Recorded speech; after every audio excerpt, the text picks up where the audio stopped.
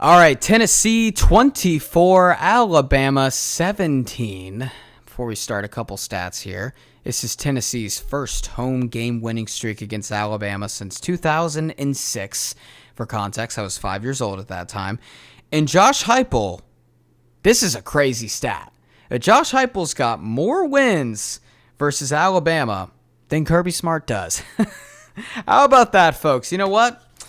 It wasn't pretty. It was not pretty for Tennessee at all, and I'll get into that. I'll get into what that signifies. But Tennessee, 100 more yards than Alabama on the day. Tennessee, 7 yards per pass attempt. Alabama, 5. Tennessee, listen to this, 5.4 yards per carry. Alabama, 2.2 yards per carry.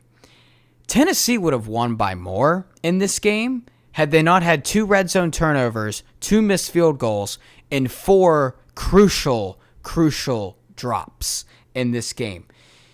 Because you look at the box score and you see, Tennessee only won by 1 possession. I mean, that's like, okay.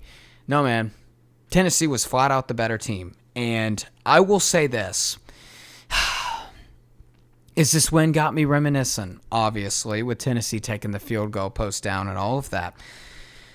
But what's different? What's different from this 2024 win that Tennessee has compared to this 2022 win over Alabama that happened in years past? Well, in 2022, folks, everything went right for Tennessee. Hendon Hooker had 6 touchdowns. Jalen Hyatt, 5 touchdowns. 13 yards a pass attempt as a team. 5 yards a carry as a team Tennessee had. Bama muffed a punt. There was a controversial pass interference call, and all of that happened. And Tennessee played their absolute A-plus game. Just to win by 3. Just to win by 3 points. Just to win by a knuckleball just seeping its way through the uprights. Well, folks, 2024, it was far from pretty. Tennessee had 0 first-half points for the 3rd straight week, by the way. I mentioned the 2 missed field goals. I mentioned the 2 red zone turnovers. I mentioned the bad drops. I did not mention the missed throws of guys that were open and just Nico sailing it, honestly, which is a typical freshman thing that'll progress. He'll progress on that. But let me say this, man. Tennessee played their C game. They shot themselves in the foot repeatedly over and over and over and over and over again. But here's what we learned. You no longer need to be perfect to beat Alabama. This is the first time Alabama has legitimately lost, not because the other team played the game of their lives. 2 years ago, when Tennessee beat Alabama, they needed a guy like Jalen Hyatt to play the absolute game of his life. Whether that's Hyatt, whether that's Hendon Hooker, that's what they needed. Someone who played the game of their life. No one played the game of their life in Knoxville on Saturday. No one did.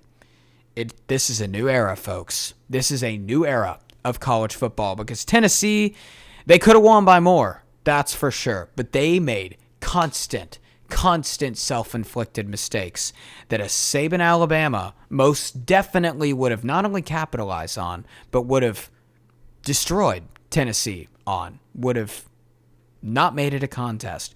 This isn't to say that Kalen DeBoer is a bad coach. This isn't to say that. This is to say that, folks, there's something different in the air. Everything feels a little bit different right now in Tennessee. But, folks, I've been harping about the negatives a lot.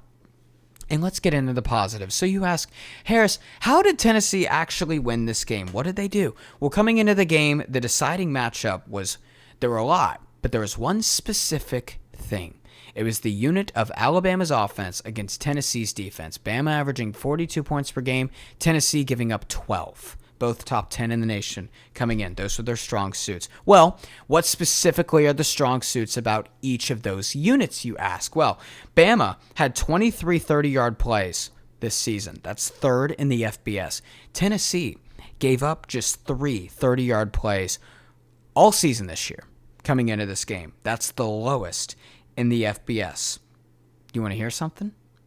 Bama did not have a single play on Saturday of over 30 yards. Not one. This is a team that had 23 in 5 games.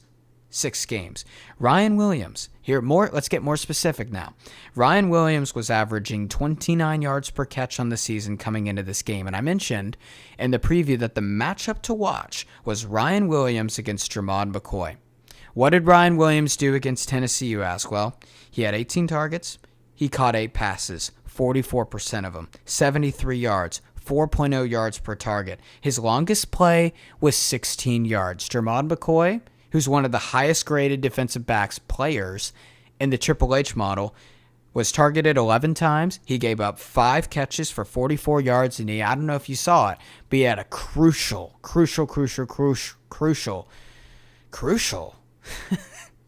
that's pretty funny, interception in the end zone. The reality of it is that Alabama's most explosive threat was absolutely neutralized by this Tennessee defense, folks.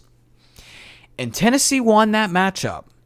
They let absolutely no explosives, because if there's anything about this Tennessee defense this year, they've bent a little bit.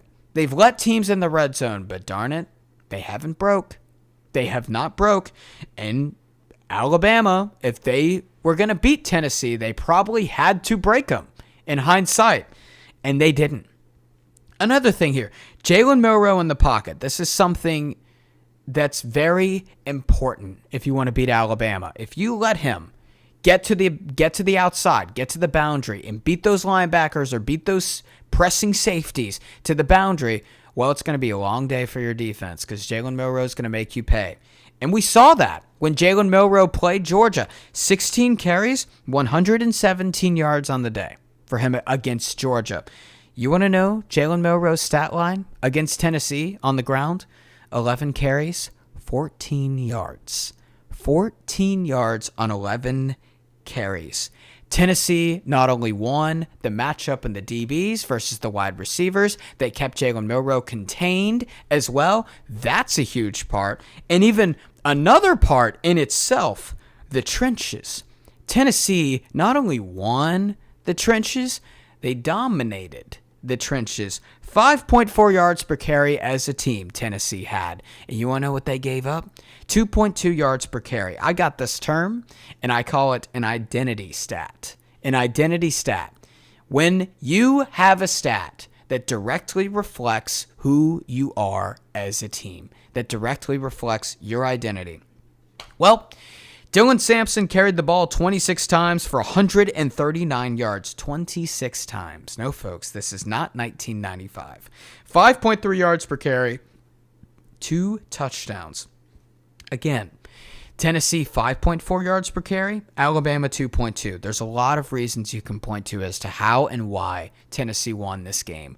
That is an identity stat. That is who they are at their core. Everyone sees Tennessee at this high-flying offense coached by this genius offensive mastermind. That ain't who they are right now. They're an excellent defensive team with a lot of talent, and they're very well coached. Tim Banks is a very underrated defensive coordinator. He's proved himself this year. There's no doubt about that. How about Will Brooks, too? Will Brooks is an embodiment of what Tennessee has not been before Josh Heupel got here.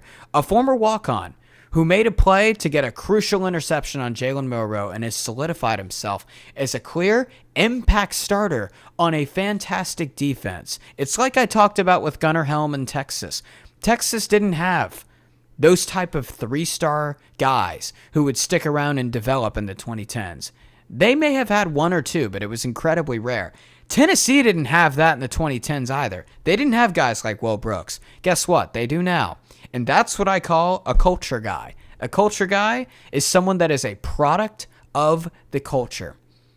That's Will Brooks, man. That's Will Brooks. Tennessee took away their most explosive threat. They kept Jalen Milroe contained in the pocket, and Dylan Sampson absolutely feasted. That's why Tennessee won this game. They were the better team. They deserved to win it. Unlike 2022, which was, you could say, kind of a 50-50 split on who was the better team. Tennessee kind of played the game of their life. They didn't play the game of their life. They didn't need to play the game of their life. It wasn't pretty. But guess what? These days, you don't need to be perfect to beat Alabama anymore. And folks, that reason is the reason right there why we are on the dawn of a new era. in college football.